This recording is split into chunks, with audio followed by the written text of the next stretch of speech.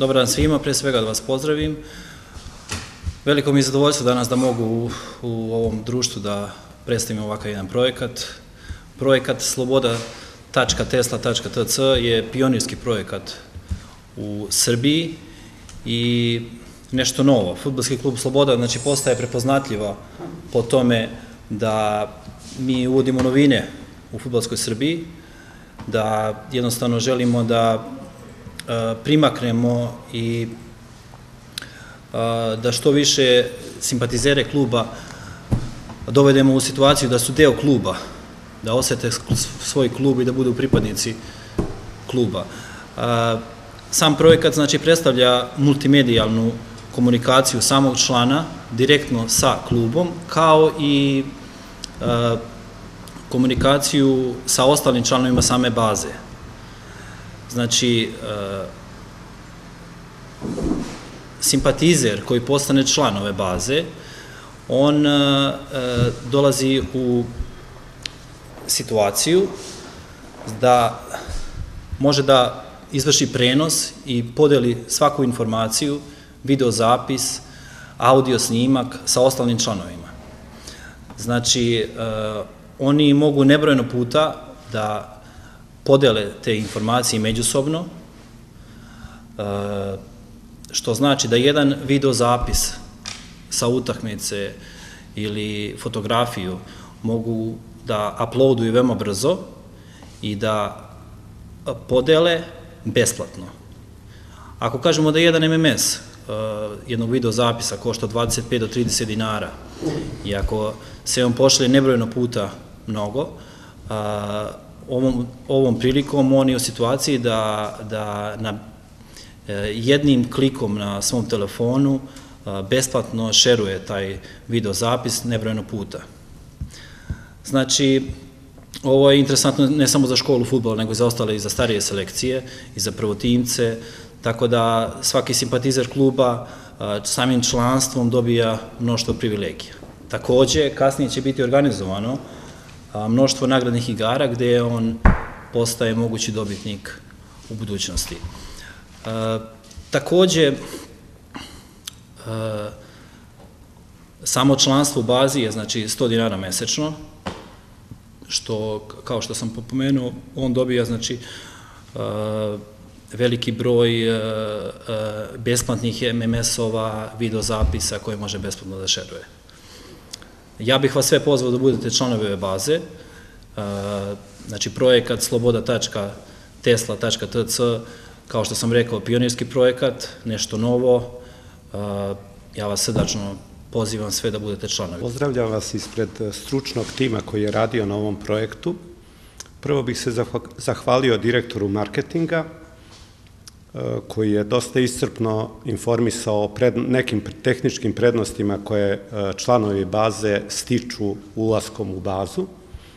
Zahvalio bih se i predsedniku kluba gospodinu Subotiću i članovima sekretarijata koji su prepoznali ovakav jedan projekat i reagovali afirmativno da se projekat ostvari, kao što dugujemo zahvalnosti gospodi Matijaševiću, Tanaskoviću i Radosavljeviću iz marketinga na opštoj podršci da bismo ovaj projekat uspeli da realizujemo. Znači, šta je projekat Tesla fudbalski klub Sloboda Point? To je u stvari jedna jedinstvena platforma dostupna svakom mobilnom telefonu u svetu na adresi sloboda.tesla.tc. I na toj univerzalnoj adresi, dostupnoj svakom, naglašavam, svakom mobilnom telefonu na svetu, mogu da se u toj platformi vide sledeće baze podataka. Najvažnija baza od svih u platformi je naravno baza fanovi. Ovaj projekat je urađen na 13 svetskih jezika i odabrali smo naziv fanovi zato što je univerzalan svetski i označava navijače, simpatizere i tako. Tako da nemojte da se čudite što je Sloboda prva prvi nosilac ovakvog projekta, a što se navijači zovu fanovi. Znači, zovu se fanovi zato što je to jedan ovako uobičajeni svetski naziv za navijače. Baza fanovi znači da navijači mogu da postave svoje podatke i da koriste sve telekomunikacione prednosti koje je direktor marketinga već rekao. Zatim se nalazi baza Novi fan, to je baza koja pruža mogućnost da onima koji nisu fanovi, a žele da postanu, da se uključe u ovu bazu.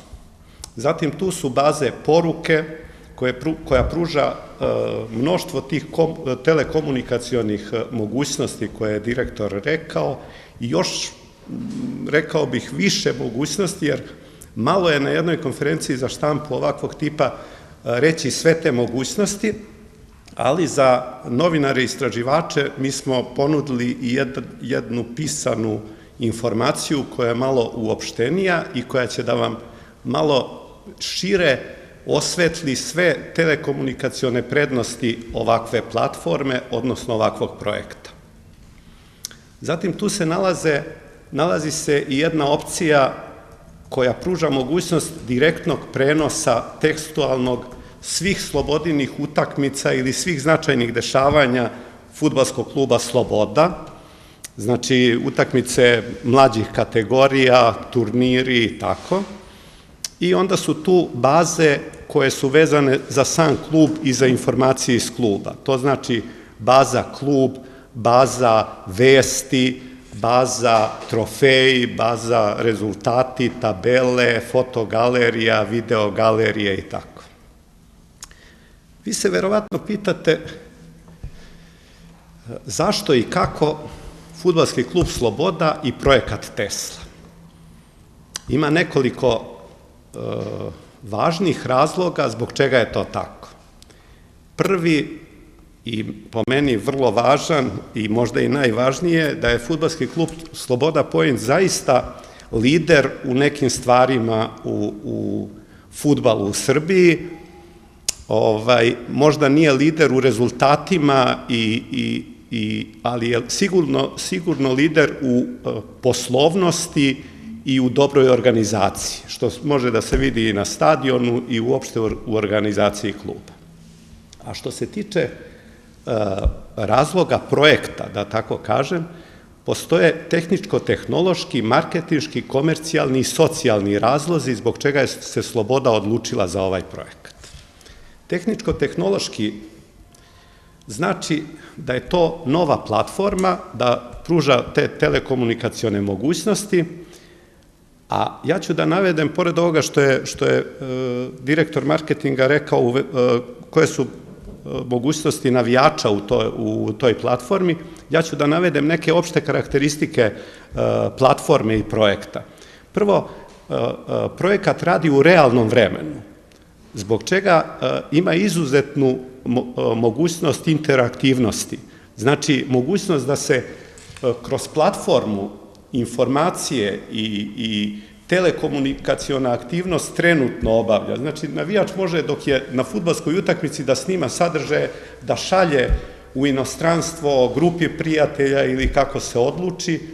Ova optimizacija znači da su troškovi tog prolaska kroz telekomunikacione sisteme najniži mogući. Znači, nema, ako vam kažem da kad pošaljete neku poruku u inostranstvo ili primate iz inostranstva, nema ni roaminga, ni ovo, svuda su jedinstvene lokalne tarife za korišćenje ovog projekta. Znači, vi kao član Slobode odete u Grčku, uđete na adresu sloboda.tc, niste u roamingu, ne plaćate roaming kao kad koristite ovako telekomunikaciju. Onda, znači, korisnički nalog na projektu nije vezan za mobilnog operatera i izbegava sve one zamke posebnih tarifa, posebnih uslova koje postavljaju mobilni operateri, a takođe ovaj projekat nije vezan, odnosno nije zavistan od softvera pojedinih mobilnih telefona. Znači, praktično dostupan je svakom mobilnom telefonu na svetu. Jer vi znate da određeni projekti telekomunikacioni su vezani za određena softverska rešenja i da nisu dostupna drugim telefonima koji nemaju ta softverska rešenja. Rekao sam već da je projekat višejezičan, tako da neću da se ponavljam. To bi bio tehničko-tehnološki aspekt. Imamo socijalni aspekt. Mi smo, kad je uopšte cela ideja projekta Tesla bila u nekom razmatranju, shvatili da je navijačka populacija jedna iracionalna kategorija i da su navijači jedan poseban soj ljudi koji se u toj svojoj strasti i ljubavi prema klubu za koji navijaju ponašaju drugačije nego što se ponašaju u običnom životu.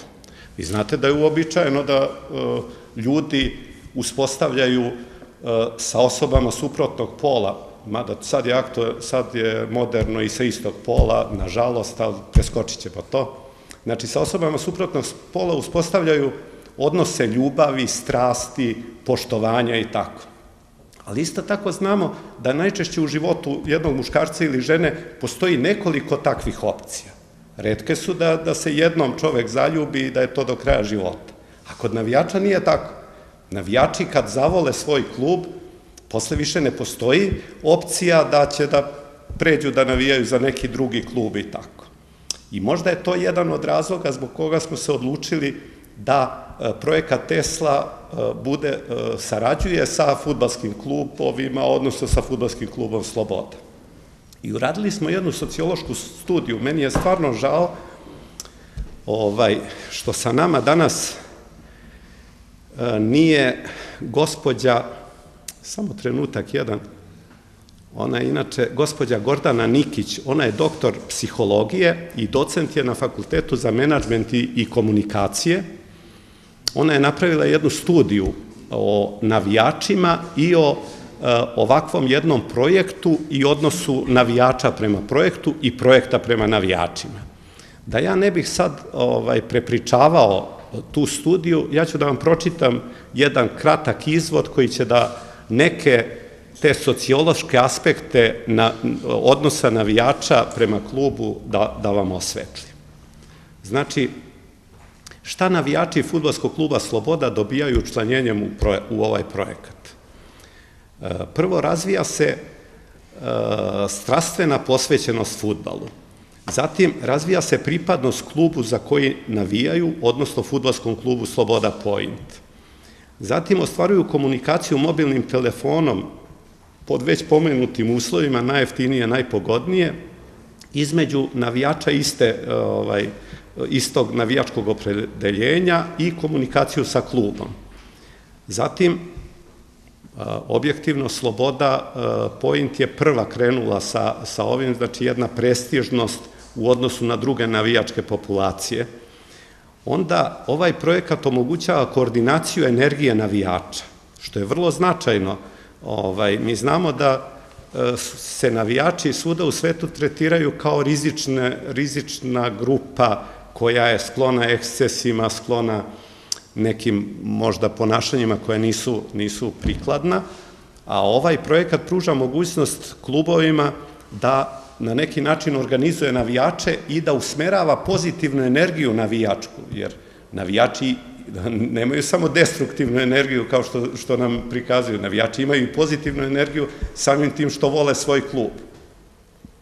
Onda navijači imaju mogućnost da stalno pregledaju koji su drugi učlanjeni navijači, da uspostavljaju komunikaciju s njima i tako.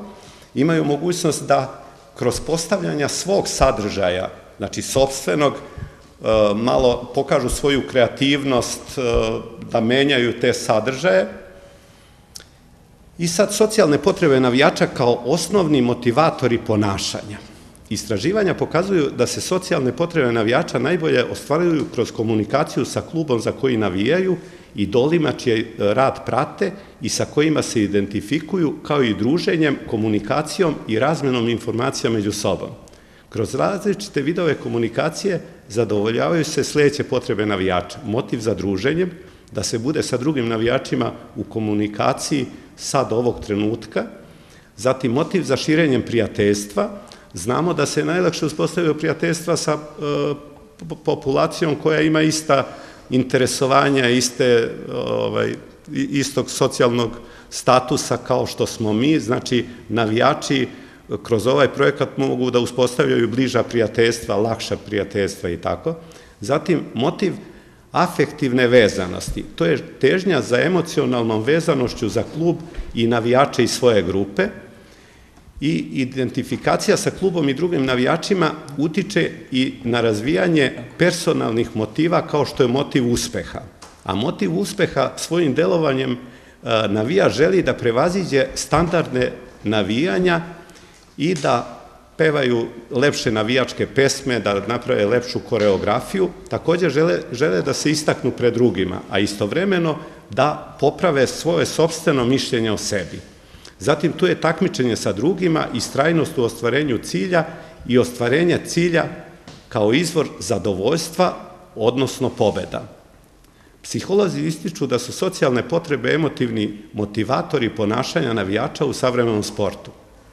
Preporuka klubovima, znači ovo je vrlo važno, preporuka klubovima je unapređenje komunikacionih veština korištenjem savremenih informacionih tehnologija da bi se zadovoljile rastuće potrebe navijača koje se mogu svesti na osnovnu potrebu navijača za stalnom komunikacijom sa klubom, komunikacijom sa idolima i igračima, komunikacijom navijača među sobom i kontinuiranim nagrađivanjem navijača od strane kluba. Znači, ovaj projekat pruža odličnu mogućnost da klub kroz neke akcije nagrađuje igrača i da ih tako drži vezane uz svoj klub.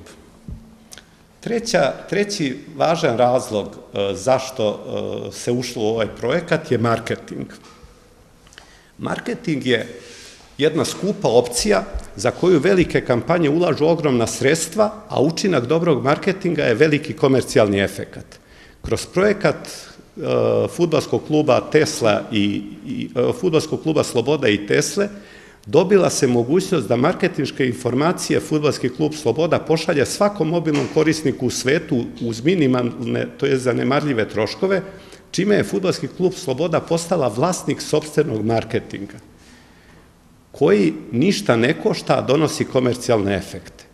Praktično, fudbalski klub Sloboda preko svoje platforme ostvaruje sopstveni marketing i umesto da plaća minute ili oglasni prostor u nekim drugim sredstvima komunikacije, fudbalski klub Sloboda na svom prostoru, na svojoj platformi promoviše marketinške aktivnosti. A logična posledica toga, pošto smo rekli da je marketing skup, ali da daje komercijalne efekte, logična posledica ovakvog poimanja marketinga i dobijanja marketinških mogućnosti su komercijalni efekti. A kako fudbalski klub Sloboda može da ostvaruje komercijalne efekte u ovom projektu? Ostvaruje ih u više nivoa. Ostvaruje ih neposredno, znači od baze navijača direktno, zatim direktnim marketingom, odnosno oglašavanjem, jer je platforma fudbalskog kluba Sloboda u projektu Tesla marketinški prostor sa ogromnim tehničkim mogućnostima, gde je jedino praktično ograničenje inventivnost onih koji to rade. Znači, stručnjaci marketinga Slobode će imati veliku odgovornost, jer samo od njihove inventivnosti zavisi koliko će da koriste te marketinške mogućnosti. Zatim, postoji mogućnost nagradnih igara, kvizova i tako kao jedna isto od opcija direktne zarade kroz ovaj projekat, a postoji i posredno zarađivanje. Postoje posredni finansijski efekti. To znači, to je saradnja sa mobilnim operaterima. Znači, svi sadržaji prolaze kroz mobilnu telefoniju i postoji mogućnost da se prave ugovori sa mobilnim telefonijama, da se deli zarada od korišćenja tih sadržaja. Zatim, od saradnje sa bankom i saradnje sa sponzorima. Znači, sponzori, kad vide ovakav marketing fudbalskog kluba, sigurno će fudbalski klub moći da napravi jače ugovore, jer više može da ponudi sponzorima. Ovog trenutka fudbalski klubovi jedino nude sponzorima da im uzimaju pare zato što će da napišu ili stave reklamu na stadion. a ovako će imati mogućnost da jednoj široj populaciji navijačkoj ponude direktne sadržaje sponzora i tako naravno naprave bolje ugovore sa sponzorima. Neću da vas više zadržavam, samo ću da vam kažem da mi koji radimo na ovom projektu, na jedno pitanje samo nismo uspeli da damo odgovor, odnosno da nađemo zajednički odgovor, konsenzus, a to je ko ima najviše benefita od ovog projekta. Neki misle da najviše benefita od ovog projekta ima Fudbalski klub Sloboda. Znači, uspeće da angažuje navijače, da stvori mogućnost za marketinške aktivnosti, da ima finansijski efekat od toga. Neki misle da su to sponzori, jer sponzori će imati mogućnost da za određenu ciljnu grupu plasiraju svoje marketinške aktivnosti, da organizuju akcije, prodaje i tako za određenu ciljnu grupu, što je vrlo važno. Znači, zna se da navijači kao ciljna grupa više koriste sportsku opremu, rekvizite i tako, i onda može tačno na njih da se ide sa takvom ponudom. A ja mislim da najveći efekat od ovog projekta ipak će osetiti i najveće benefite će osetiti navijači. Zbog toga što oni konačno dobijaju još nešto od svog kluba, a ne samo igru od 90 minuta na terenu i pobedu ili poraz. Veliko mi je zadovoljstvo što je Pireus banka našla se kao deo ovog jedinstvenog projekta razmene i, da kažem, prenosa multimedijalnih sadržaja koji u jednom veoma kratkom vremenskom intervalu omogućava prenos informacija svim korisnicima ovog jednog projekta, znači to su pre svega, da kažem, ljubitelji sporta, navijači i simpatizeri Fudbalskog kluba Sloboda. Pireus banka je deo ovog projekta, da kažem slobodno, jednog jedinstvenog, tehnološki jedinstvenog i inovatorskog načina komunikacije, gde jednostavno vi možete u jednom kratkom vremenskom intervalu da razmenite svoje sadržaje sa svojim, da kažem, simpatizerima i uopšte navijačima Fudbalskog kluba Sloboda. U principu, ovaj način komunikacije je nešto što je i svojstveno nama kao inovativnoj banci i banci koja, da kažem, svoje finansijske usluge i nastoji da svojim korisnicima prezentuje putem takozvanog multikanalnog ili ti multimedijalnog bankarstva. Bitno napomenuti da je Pireus banka prisutna na srpskom tržištu već 8 godina i da smo se pokazali kao jedan, da kažem, ozbiljan saradnik i da smo uspeli da izađemo u susret svim zahtevima vrlo probirljivog srpskog tržišta i, da kažem, raznolikim nekim zahtevima naših klijenata. Pireus banka je jedna od najboljih kapitalizovanih banaka u Srbiji i kao takva nastoji da na srpskom tržištu posluje dugoročno. Kroz ovakve projekte, kroz, da kažem, obrazovne i sportske manifestacije, kroz razne humanitarne akcije, mi nastojimo i da se pokažemo kao, da kažem, društveno odgovorna kompanija. Cilj ovog projekta je podrška sportu. Jednostavno da na pravi način se promoviše jedna strast i ljubav navijača prema klubu za koji navija. Mi smo se tu izašli sa našim rešenjima i ovom prilikom vam se zahvaljujem i na saradnji i nadam se da je ovo početak jednog dugog prijateljstva, saradnje i poznanstva. Drago mi je. Hvala. Hvala vam. To je bilo sve.